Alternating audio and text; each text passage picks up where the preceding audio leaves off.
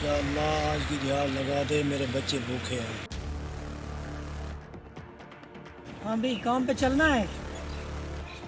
हाँ भाई, ज़रूर ज़रूर। हाँ भाई, क्या काम कर लेते हो? हाँ भाई, मेहनत मजदूरी का जो काम होगा मैं कर लूँगा।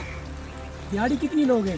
सर, जो चढ़ रही है वो दे देना आप। ठीक है, बैठो।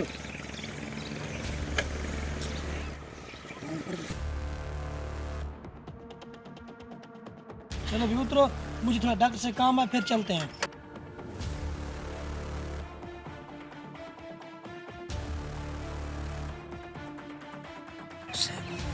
फंसा के लाया हूँ मुर्गा।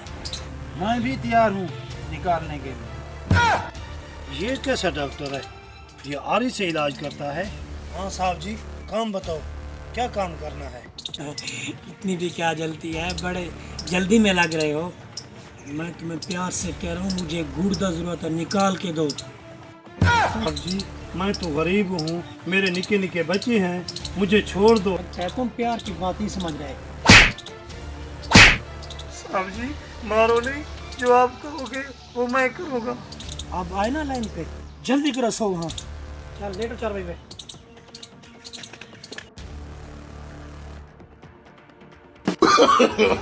no, no, no, no.